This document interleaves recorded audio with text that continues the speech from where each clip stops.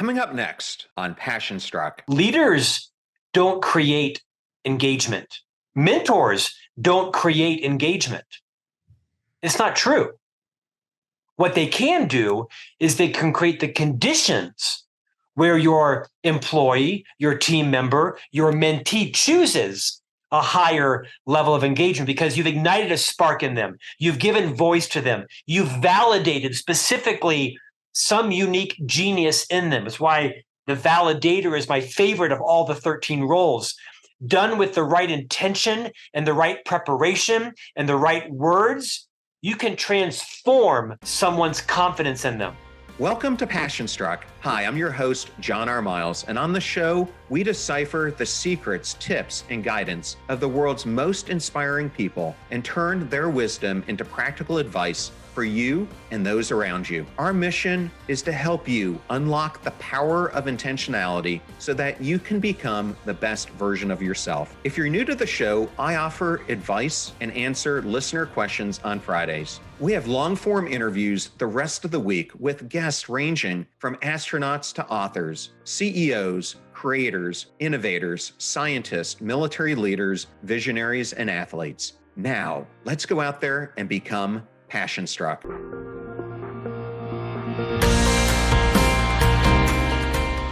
I am absolutely thrilled to have Scott Jeffrey Miller on Passion Struck. Welcome, Scott.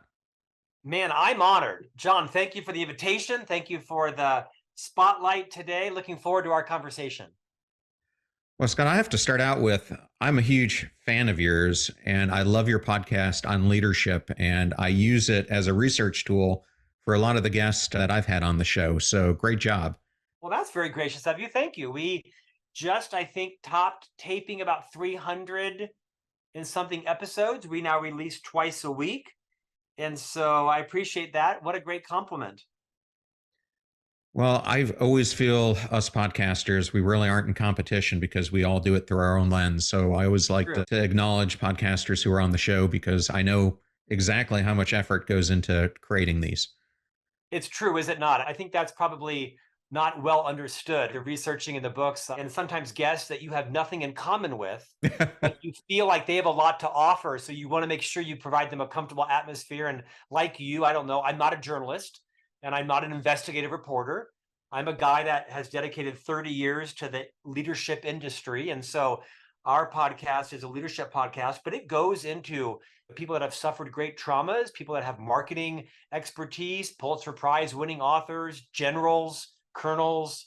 And so yesterday I interviewed Jason Derulo. He's a fairly famous songwriter. And the guy has 110 million social followers.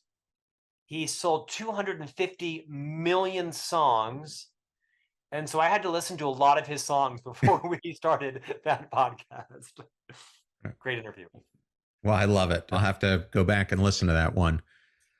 Well, since you started there, I'm going to ask you a question about this journey of yours. How did you end up starting at FranklinCovey, a place where you've now been for 25 plus years?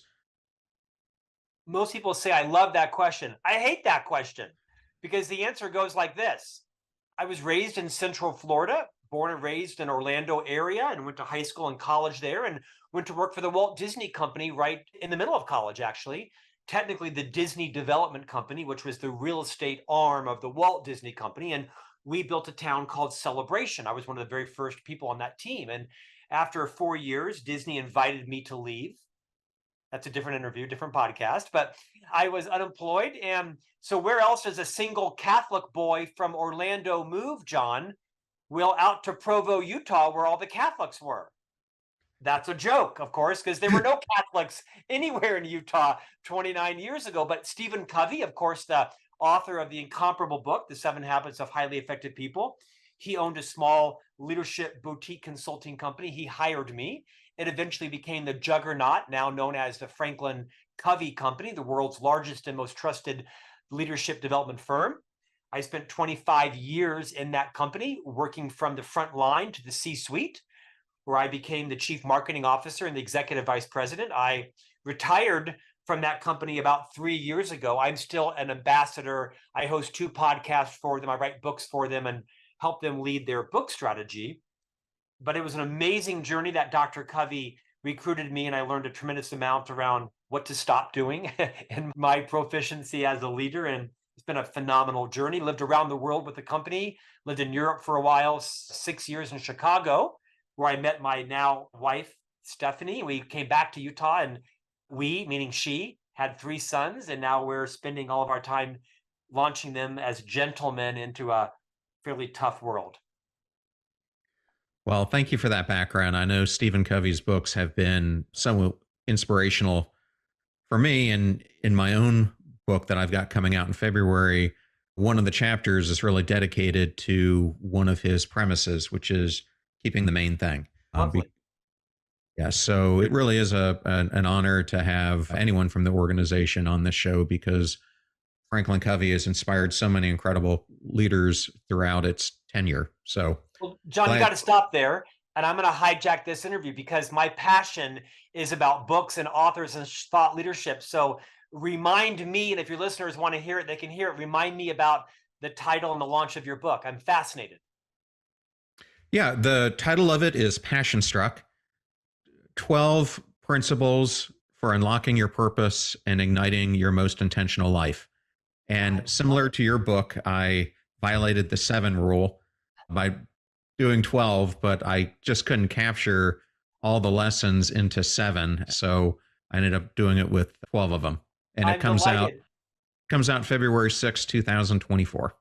That's so great. Everyone should know it takes years to write a book. It takes a year to publish a book and multiple years to launch a book. So I'm impressed because I know what that took. So congratulations. I look forward to reading that book and maybe having you on our podcast as well. Well, great. Thank you. And for the audience members who are not watching this on YouTube, behind Scott, there are 7+ books that he's written.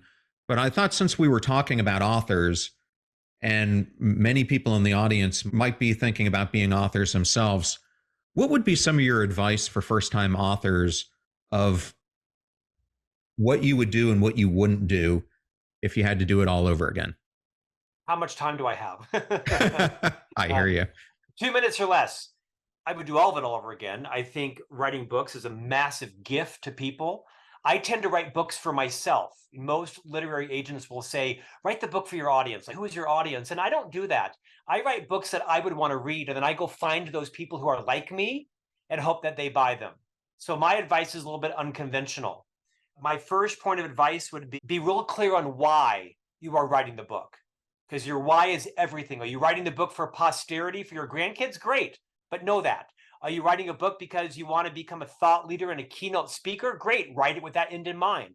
Are you writing a book because you want to launch a consulting service or a public speaking career? Then you'll write a book for that.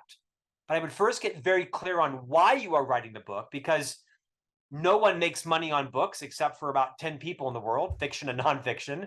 And how you monetize a book, obviously, is to build a consulting practice or a keynote speech or a product, a course, some kind of training program around it. So get very clear on what your why is, and that will help you architect and structure your book. I tend to be a very visual learner. So when I architect my book, my framework, my structure, I tend to put Post-it notes and pages on my wall. I move things around, I architect it, and then I actually write my books in email. So I write them chapter by chapter. I tend to write them from 4 a.m. to about 6:30 in the morning. That's my peak time. My circadian cycle is my peak is about 4 to 10 in the morning. I then have a trough from about 10 to 1. I have a recovery from 1 to 5. And then my energy wanes at around 6 p.m. So know what your circadian cycle is and write it during that time. And then I email the chapters to myself, and then I thread them together later in a Word doc. I don't use any of these fancy author programs, whatever it is. They're great, but I don't. I always hire a ghost editor, known as a ghost writer. To use a football metaphor that I'll slaughter, John, I tend to write all my chapters and take them to what I might call the 2-yard line. And then my ghost writer then runs it into the end zone. Sometimes it takes him 10 minutes. Sometimes it takes him an hour per chapter. Sometimes he calls me and says, this sucks. Let me take a stab at it again. I know your point. Other times he says, I added like 5 words and you're golden. So I always hire someone to carry me into the end zone on my books. I write very short books. They're easy, they're breezy, they're fast chapters. Everybody writes different kinds of things. I think generally people in the reader world are looking for shorter, faster read books versus these 80,000, 300-word books. I encourage people to write shorter books. That's my own preference. And the process of publishing is a whole different conversation. You asked about writing, but those are some tips I hope are helpful.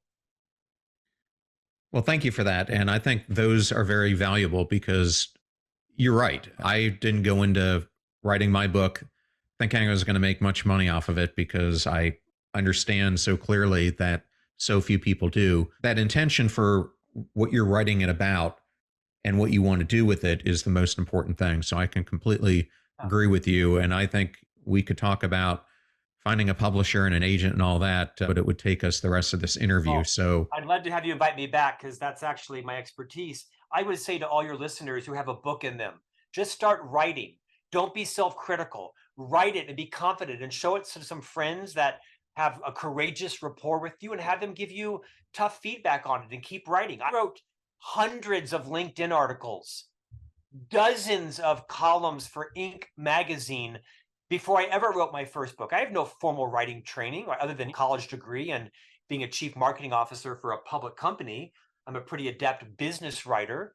But again, I wrote for people like me and I went out and I found them. So I would argue, just start. To quote Seth Godin, start doing something. I've built a pretty significant business around the content in my books. I keynote 3 or 4 times a week, and it's a remarkable business for me. I've monetized my content through courses and coaching and things like that. My first piece of advice would be have confidence in yourself. Your skills will grow as a writer. Find your voice, find your wit. If you find someone whose books you like, imitate their style. Just write your own story in their style. I'm the master imitator. I tend to give people credit, but I would encourage people to just start writing tomorrow morning or tomorrow night, whenever your peak is. Start writing out your chapters and just keep going.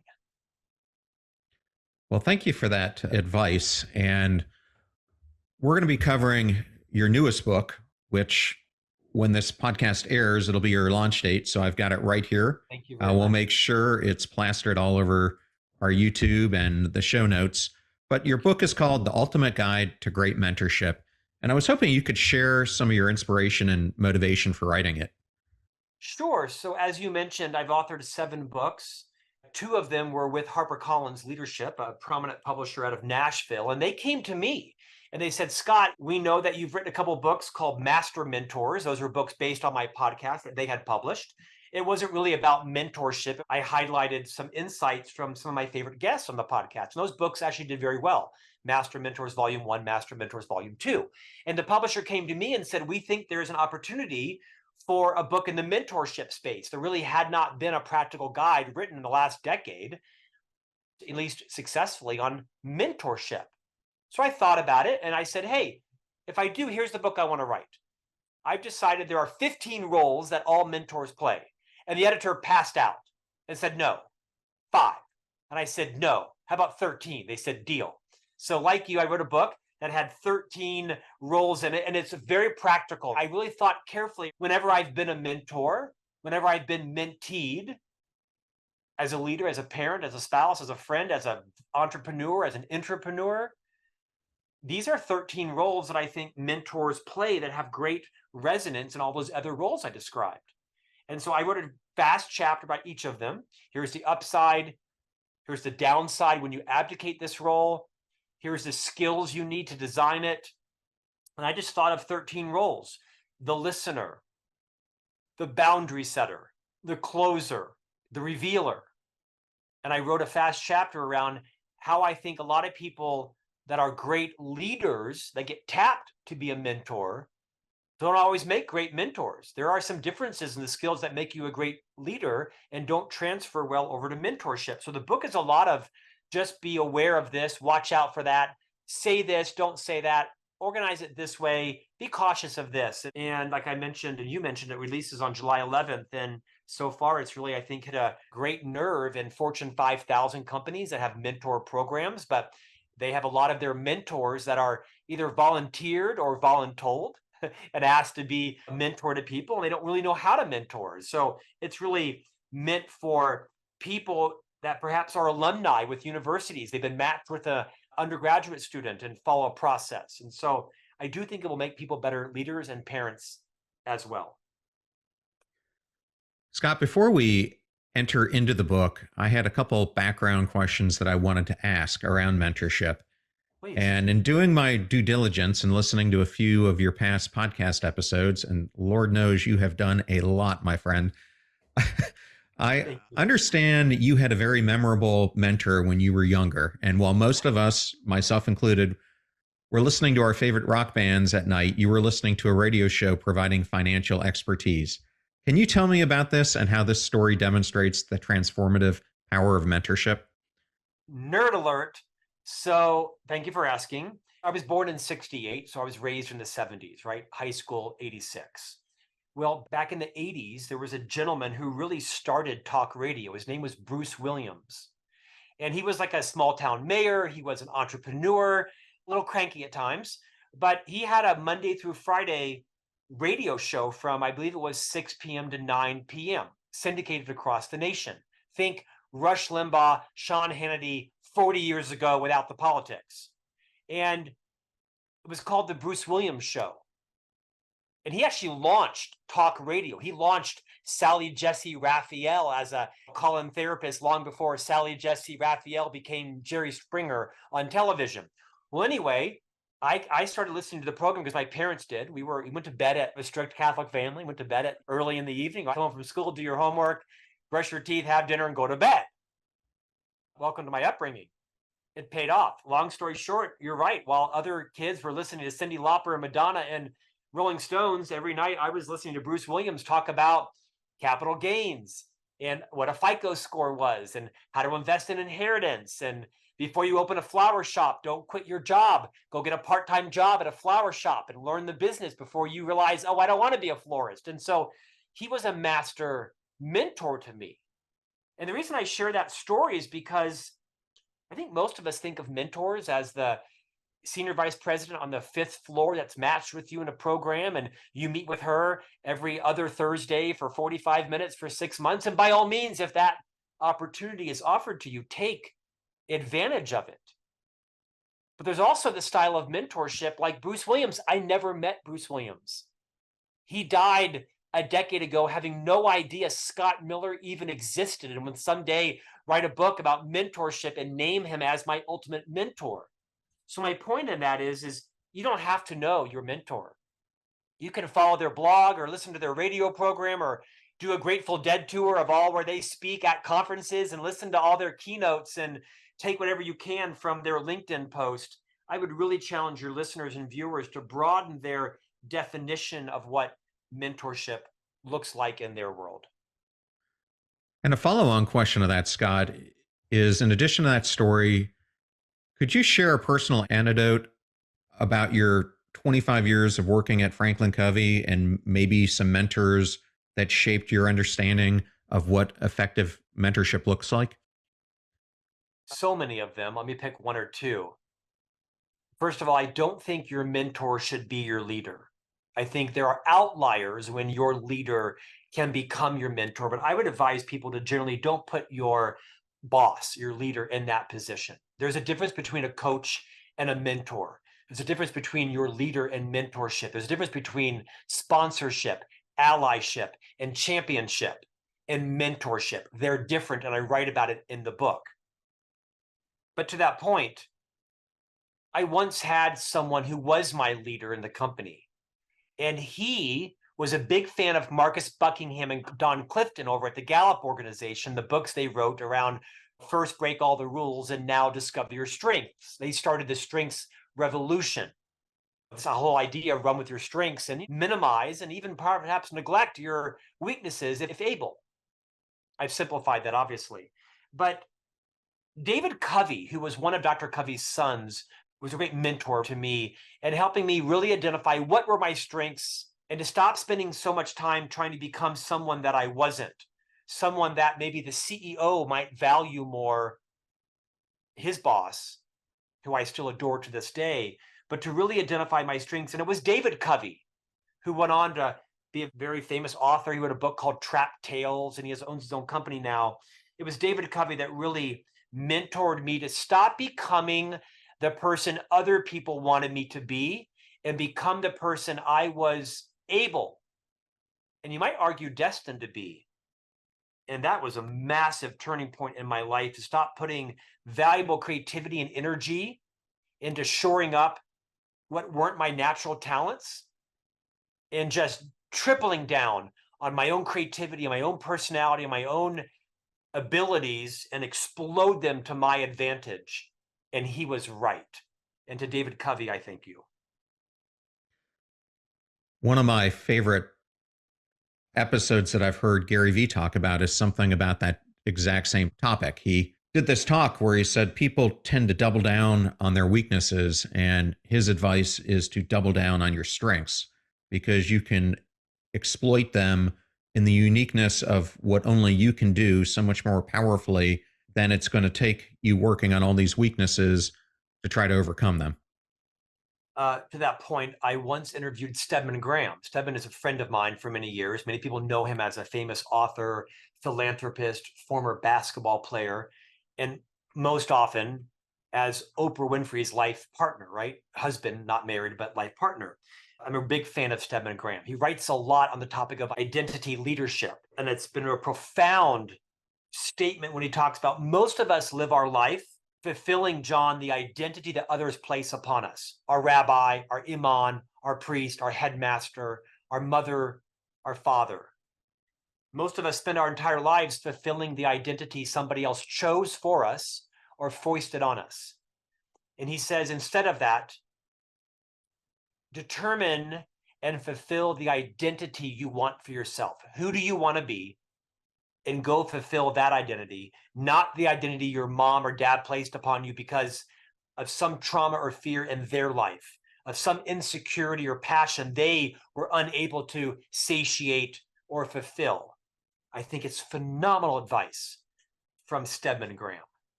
Well, speaking of incredible leaders, you and I have both interviewed some of the most prominent leaders around today, including Seth Godin, who we've talked about, Susan Cain, and General McChrystal. In your research and interviews with these leading thinkers, were there some common characteristics or practices that emerged among these master mentors? I love this question. Viewers and listeners, disregard everything else I said and check in on this. Like you, I've had this enormous privilege of interviewing this collection of titans that has been remarkable. So remarkable, I wrote a whole series of books called Master Mentors about them. Here's what they have in common. And you're going to be underwhelmed. They work their asses off. They're hard workers. They're relentless. They have an indefatigable work ethic. Whether it's Liz Wiseman or Dan Pink, Gary Vee or Oprah Winfrey, whether it's Seth Godin or Mel Robbins or Brene Brown or Tony Robbins. These people were not overnight successes. No such thing. Overnight successes is usually as a result of something that's ill-gotten or fleeting. These people wrote books you never heard about. These people launched radio, podcast, and TV programs that flopped. They launched businesses that you never heard of, and they kept trying and pivoting and reinventing themselves. And when one door closed, another door opened. But if I told you all of the TV programs that Matthew McConaughey tried out for and didn't get until the one that did, where he turned into an overnight sensation in an hour, Time to Kill, Rachel Hollis, who sold more books in America than any other author 3 years ago, only next to Michelle Obama. It was her 6th book that put her on the map, not the first 5. No one bought the first 5. It was the 6th book that made her an overnight sensation. She went from $10,000 a day to $120,000 a day in keynotes in 1 week. It was the 7th book, Girl, Wash Your Face, and then Girl, Stop Apologizing. I may have them in the wrong order, but I want to just reiterate that point. Don't give up. Keep going. Doors are going to close. Sometimes a disappointment turns into an appointment. Figure out what is that appointment for. Keep pivoting. Keep reinventing yourself. I'm passionate about this if you can't tell. This is the commonality between 4-star generals and Purple Heart winners and Pulitzer Prize winning authors and billionaire investors and business titans. They have an infatigable work ethic. That doesn't mean they're workaholics. It doesn't mean they're not great family men or moms. They have balance in their life. They just have an insatiable desire to keep going and to give back. That is the unifying attribute of 300 of the most famous, influential, successful people from all walks of life that I've interviewed. And I would not have gone into this thinking that, but it is like crystal clear to me coming out. By the way, they're not any smarter than you and I. They're not any better looking. They didn't start with $1 billion. Some of them did. Most of them didn't. They were you and me, and they had a dream, and they decided to make their dream their future. Well, I'm so glad you brought that up, because this podcast is really all about teaching the listeners how they too can live a passion-struck life. And what I mean by a passion-struck life is a life with intention, where you pursue becoming your self-actualized self. And a lot of people feel it's so far out of their grasp.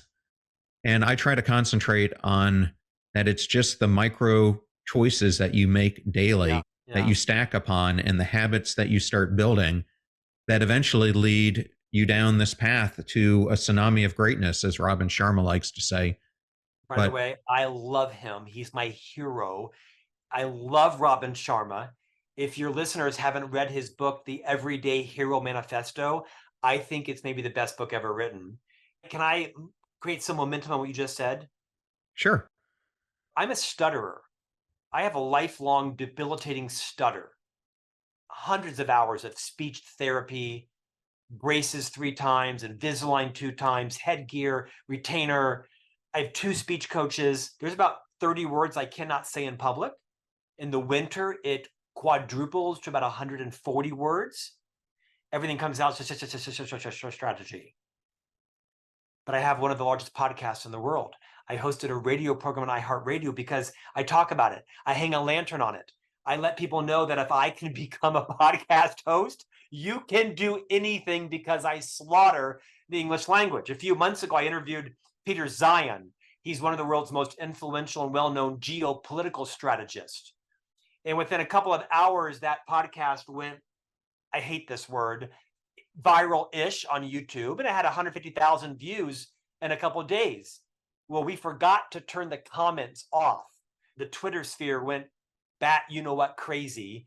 And people came out of the woodwork. Like, I should have taken my life by the end of the day reading all the hate and vitriol about what an incompetent host I was. My 13-year-old son and I sat in the car and just read all of the hate and laughed our asses off about how much people thought I didn't even deserve to live, let alone host a podcast. And so we just laughed about it and said, yeah, that's true. Yeah, that's true. That's a little harsh. Yeah, that's mean, but funny how they wrote it. And we bathed in the lesson of not caring what other people think about us. Rachel Hollis said something genius. She said, most people don't fear failure, John. What they fear is having other people see them fail.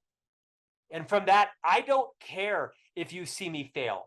Just to quote Brene Brown, if you aren't out there in the arena getting your ass kicked alongside me, I don't care what you think about me. And it's such a great, liberating mantra. That doesn't mean I don't have coaches and advisors that give me feedback. They do all the time.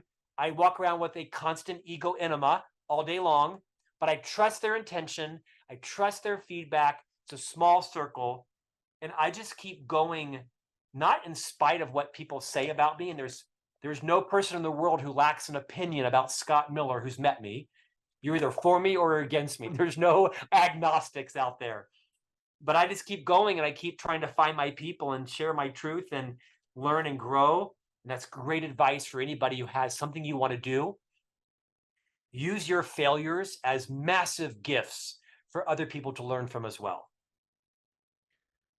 Well, I'm just going to do two promotions for the podcast. The first is if you really want to hear a different take on the Everyday Hero Manifesto, I brought Robin on and we did a whole deep dive on it. So you can search for that one. And I also had Rachel on when she was going through some difficult times. And it was really a very authentic, emotional, and raw episode of her just facing some of her biggest fears head on and what she's learned from them. So I appreciate you highlighting both of those because they both are incredible leaders. I appreciate you saying that. I am a loyal, unabashed fan and friend of Rachel Hollis. She had a rough time. She said some things she shouldn't have. She apologized for them to many people's unfulfilled expectation. And like Rachel says, you can't control what people think about you. You can kind of only control what you think about you. And she's actually in Salt Lake City tonight at a local comedy club, and it was sold out. And I can't even get a copy or get a ticket to go to Rachel Hollis, my friend's show. So I may try to show up and buy one off the street. But I'm delighted that you chose to feature her as well. She's having a nice comeback. Obviously, her former husband, when he passed about 6 months ago, she was left with a heavy heart and heavy load with their 4 children. But my sense is she's going to rise again and crush it again. And I wish her all the success in the world. And if people want to follow me on social media, because one of my values is loyalty to Rachel Hollis, unfollow away, because my values are more important than my followership. Well, I'm going to steer us back to the book. And one of the things that I really enjoyed about it was the format that you used for each chapter. And I was hoping for a reader who hasn't purchased this yet, maybe you can guide them through how you laid them out, because I think it's simple but powerful. Thanks, John. Real quickly, the 13 roles are as follows: the revealer, the boundary setter, the absorber, the questioner, the challenger, the validator, the navigator, the visionary, the flagger, the distiller, the activator, the connector, and the closer. There's no particular order. You can start anywhere, go everywhere. These are the 13 roles that great mentors share. Mentors don't have to play all the roles. The book is not about gaining a mastery on all of them, but just an awareness of when should I be in this role? When should I avoid that role? When should I be careful not to overplay my role? Because all strengths of overplayed become our weaknesses. Role 1 is role 1 for a reason, the revealer, and role 13 is 13 for a reason, the closer. But the rest of them start anywhere, go everywhere. The structure of the chapter, there's a cadence, right? I talk about what is the goal of this role. What does it look like when it's done well? And what does it look like when it's abandoned? And then I identify between 4 and 7 or 8 skills within each of these roles.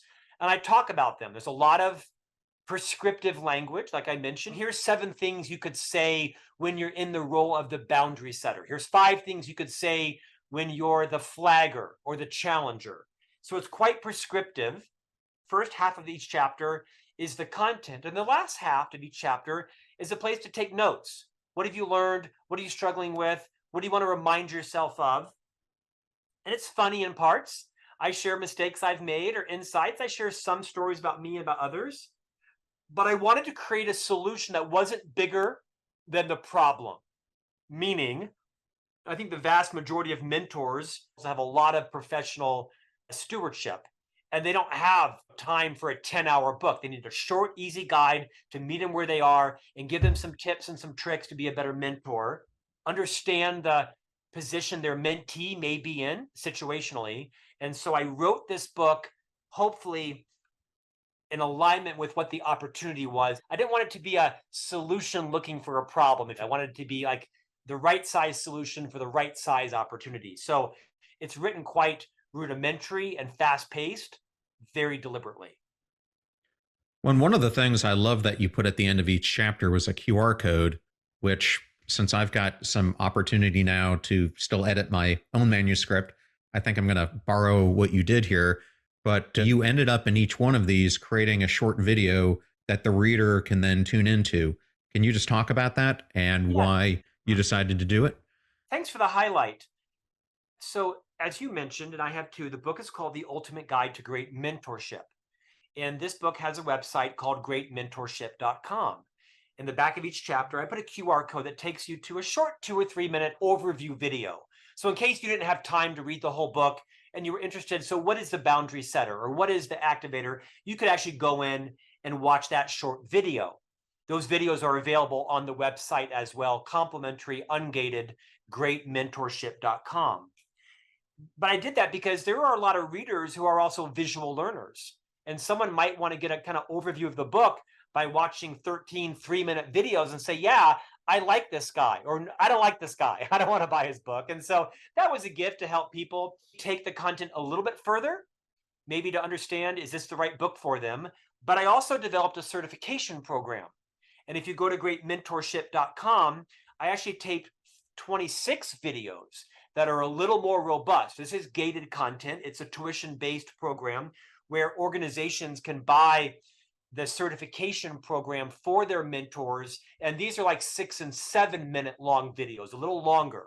So if you find that any of your listeners find anything valuable I said, and they're not fatigued yet from my voice or watching me on camera, which is probably few of them, if they want to, they can go to the site and watch the videos and even get a taste of what that certification program might look like. In totality, the certification videos are about 90 minutes, which again, I thought was about what someone who might be in a demanding professional role might have an appetite for if they were asked to be a mentor in their organization or university or school district or foundation, whatever it was. Okay. Well, Scott, I thought I would tackle a couple of these chapters, especially ones that appealed to me when I was reading it. Obviously, we don't want to go through all 13 because we want people to buy the book, but I'll go through a few here. One of my favorite chapters was chapter 2 on the boundary setter. And I recently interviewed Terry Cole, the Boundary Boss author herself, and we discussed the negative impacts of boundary destroyers. Why are boundaries so critical in a mentor relationship? I think a couple of reasons. One is because I think it's inherently challenging for all of us to have high courage conversations, right? It's awkward. We don't do it well. Many of us are conflict avoidant. I don't know about you, but I've never met a situation that resolved itself because it was abandoned. They usually always grow bigger and become interpersonal nightmares. So I've said rule number 2 should be the boundary setter, because as the mentor, you are probably, not always, but probably older, more seasoned, more mature, and have a stronger life set of skills, including your business acumen and your vocabulary and your network, your contacts. And so I think it's very important that early on in the conversation with your mentee, not the first meeting, or maybe if it's at the first meeting, it's later in the first meeting, and it might go something like this. Let's assume for a minute that I was the mentor and John was the mentee. In real life, it probably would be the other way around, but let's just go with that fantasy for a moment. I might say, hey, John, I'm super excited to be entering in this multi-month mentorship relationship with you. I'm sure I'm going to learn a lot from you, and I hope you learn a lot from me. We're going to discover each other's personalities and our picadillos along the way. I'm super excited to help you on your journey as you begin to clearly articulate what it is you want to accomplish. That's my job. My job as a mentor is to help progress you closer to what it is you're trying to accomplish in life. And I think one of the things that will help us both make that healthy and engaging is to set some boundaries. And so as the mentor, I'd like to articulate a couple of boundaries I think it's important that you are respectful of. And John, I'm going to guess you may have some boundaries for me too. First, John, I'm going to ask that as the mentee, you are super diligent about coming on time. Like you, my time is my most precious asset, second to my reputation. But so I'm going to ask that you always come prepared, that you are on time, on camera, you're not in the car, you're somewhere quiet, no dogs barking, and you're ready to go. Second, I think it's really important that I'm not required to set the agenda. You need to set the agenda for our monthly 45 minutes. I would recommend that you not put 10 things on the agenda. No one can touch 10 things. Let's have you hierarchically organize the agenda. Let's not deviate from the agenda. And let's make sure that we have boundaries around honoring the agenda that you create and that you send to me, preferably before the call. And then lastly, John, given the length of my career and the breadth of my relationships, I'm going to ask that you respect a very strict boundary I have about my network and my connections so that you don't become embarrassed or I don't have to have an awkward conversation. I am not going to be introducing you to my network of professionals. It's something I hold with great care. It's something that I find is a huge currency for me. And so I'm going to ask that you not ask me to introduce you to my network or ask me to become your therapist or your banker or your funder. It's not the role I'm prepared to play. So that might have been awkward for a few minutes. Thank you for listening and honoring that. And now that awkward part is past. I'm guessing, John, you may have some boundaries for me too. You get the point, right? Long role play, but it's really important you set those boundaries up front so that if someone were to ask you later on, hey, I see what you know Matthew McConaughey, I've got a screenplay, would you? No, under no conditions. Now, I think it's important for the mentor to set strong boundaries up front so that at your own pace, you might decide to reinforce them. Maybe you lower them. Maybe you eliminate them altogether because over the course of multiple sessions, your mentee has proven themselves to be amazing. They show up on time. They use the right language. They are respectful. They deliver on all of the commitments they made in the previous call. And now you say, oh my gosh, my friend Matthew McConaughey might love to have this person. You get the point, right? I think it's really important not to be impulsive and start offering your entire network, because the quickest way to destroy your reputation with your network is refer people in that you really have not vetted, whether it's their character or their competence or their ability to make and keep commitments or be trustworthy. You have to earn that in my life to tap into my network. Now, some of your listeners are going to misinterpret this as me having a scarce mindset. Wrong. I am one of the most generous, abundant people you will ever meet. And I will make more connections than anybody I know when you have proven to me that you earned it. And that's my say on the boundary setter. I have lots of tips on how to do it. A lot of people won't agree with me. That's fine. If you want to introduce your mentee to Steven Spielberg in your first 20 minutes, go at it. I'm out. That's not what I do. Or whoever your Steven Spielberg is in your network. Well, thank you for sharing that. And I think it's invaluable advice. Another role I really liked was in chapter 5 on the challenger. And the reason that I picked this one is because it was a role to me achieving my goals, especially doing what I'm doing now. Because, Scott, similar to you, I went through 7 years of speech therapy myself. Wow. Because I would mispronounce words and had other issues. So as I was going down this path of wanting to get back into keynote speaking and doing this podcast, I had to confront a lot of fears, negative mindsets, and behavioral issues that were impeding me. And luckily, I had a career coach who really challenged me to look at what's the worst thing that's going to happen if you do this. And by seeing it and challenging all these negative assumptions that I was making, it really opened the door for me to have the courage and confidence to take that leap and do what I'm doing now. And so I just wanted to share that because I think it's important. I love that you shared that. What's the worst thing that can happen? It's the best thing. 150,000 people take you down on YouTube and you and your teenage son laugh your ass off in the car, reading all the comments about you and scoring them accurate from a scale of 1 to 10. It was honestly one of the best bonding days of my life with my son. And I love that you picked the challenger as one to talk about right now. And I think is a great parenting competency. This is a great leadership competency. It's a great marital relationship competency. Is I think most of us probably fall on one end of a continuum.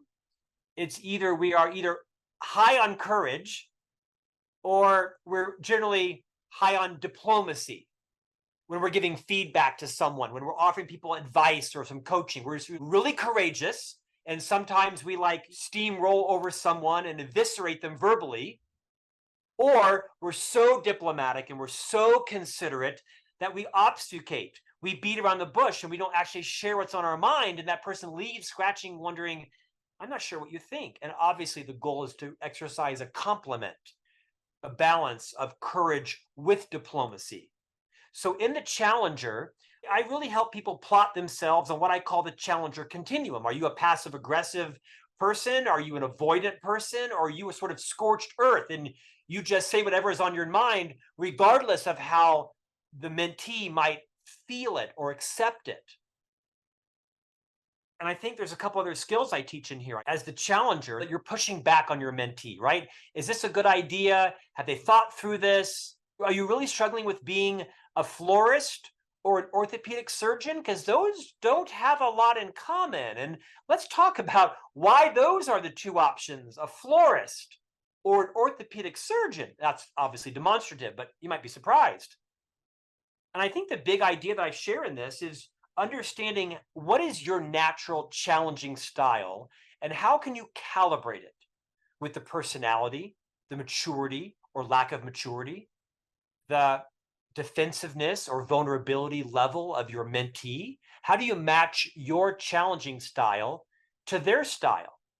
And to become that expert challenger where you have enough emotional agility, to quote Dr. Susan David, the Harvard Medical School psychologist who wrote the book by the same name, to implement the crucial skill of differentiating facts from your emotions, your opinions, and your feelings.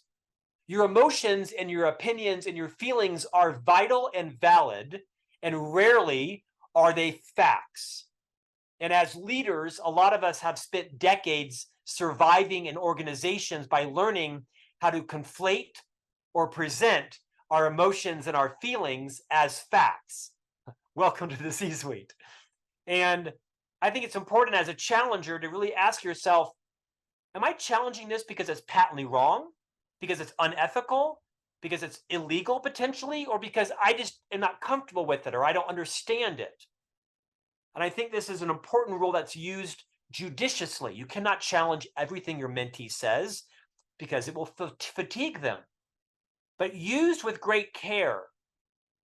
John, I want to stop for a moment because I love your passion and your excitement about this farmer's market idea you have. I love the fact that at dinner parties, people are loving your lemon poppy seed bread. And I love your vision to scale this.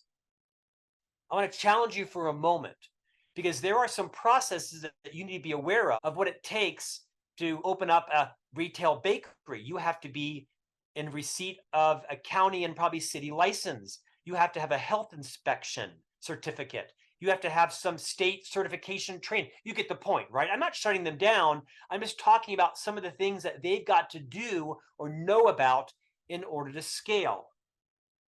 This one can be extraordinarily helpful. It also can be soul crushing if it isn't used with judicious care and that you declare your intent. John, I want to stop you for a moment and first let you know I'm going to challenge you on a few things. Not because I don't think your passion can become a viable future, but there's some crucial steps you're skipping over that you're going to have to address now or later, but you cannot short circuit them because they're inevitably going to trip you up if you don't address them. You get the point on the challenger. Scott, I had two quick questions for you to round this out. I know you wrote this primarily for mentors, but how can individuals who are seeking mentors benefit from understanding the 13 roles captured in your book? The HarperCollins asked me if I wanted to write a book for mentees. And I said, not yet. I've got some other books in me. I'm not sure I have a whole book worthy of content. And to answer your question, it clearly is a book written for mentors. But if a mentee read this book, they would have a watershed of information on why I recommend the mentor set boundaries, how important it is for a mentor to never say, well, if I were you, I would do this. Don't ever say that as a mentor. You're not John. You don't have John's fears or traumas or passions or creativities or setbacks or joys or vision. And so I think mentees could read this book and it would have a consequential impact and improvement on how they were able to suck the life out of the value that comes from their mentor. I might write a book for mentees. I got a lot on my plate right now. I got to deliver on a few promises I've made to publishers and clients, my wife and my sons, the podcast guests, but stand by. One might come. And then the final question is, what do you hope readers will take away from the Ultimate Guide to Great Mentorship and how it can positively impact their professional and personal growth? Well, a couple of things. I'm often asked the question about reverse mentorship, and I say, what? And they say reverse mentorship. Have you ever heard of it? Of course I've heard of it, but it's not a thing. It doesn't exist. There's no such thing as reverse mentorship. It's called mentorship. Your age does not matter whether you can mentor someone. I've got a 23-year-old employee who mentors me every day on social media and AI and chat GPT and how to sync my phone with my social accounts. It's called mentorship. And I believe this book can really help anyone who's in a role of mentorship, regardless of your age or longevity or business acumen or education or wealth or 401k balance. These 13 roles will make you a better friend, life partner, spouse, parent, leader, and most of all, mentor, because you will both be mentored by many people in your life, and you will also mentor many people. And I believe passionately my book, The Ultimate Guide to Great Mentorship, can have a substantial impact when you're in a conversation. Oh, you know what? I probably should be in listening mode right now, not in selling mode. You know what? This is a great time for me to validate this thing I see in someone and make sure they own it. This is a good time to be the flagger. Hold on, time out, not cool. We're going to put this car in park, metaphorically. We're taking the keys out and we're going for a walk because this is a crazy train. And if you keep on this train, serious things could happen to you. I love you. I care about you. Let's go for a walk. Now, my language tends to be a little bit florid, but I believe this book of roles is potentially life-changing for people who are mentoring others. Of course I do. I wrote it. And then, Scott, if for the listener who's tuned in today, where is the best place for them to go to for everything Scott Jeffrey Miller? Sure. So all my books are on Amazon and every other bricks and mortar and digital retailer out there. On this particular book, you can visit greatmentorship.com. Lots of great resources on there, downloadable tools, videos to watch, things like that. And Scott Jeffrey Miller, Jeffrey, scottjeffreymiller.com is my main website.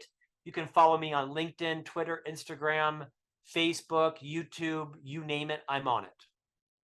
Well, Scott, thank you so much for the honor of being a guest on today's show. It was such a joy to have you.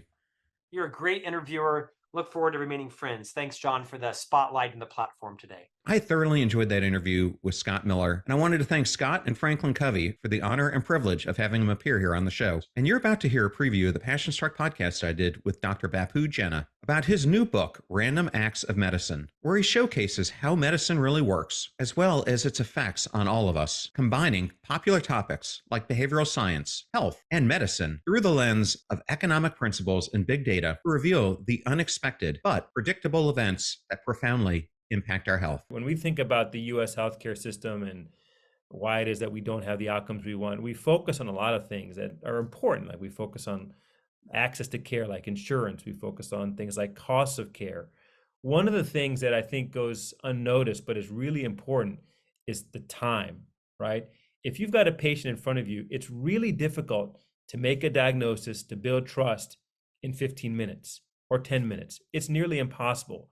And yet for many doctors, that's what they're constrained to do. And you can imagine how challenging that might be. And so the question is, all right, well, if you allow doctors more time with patients, if they weren't rushed, would they develop better relationships? Would they get better outcomes?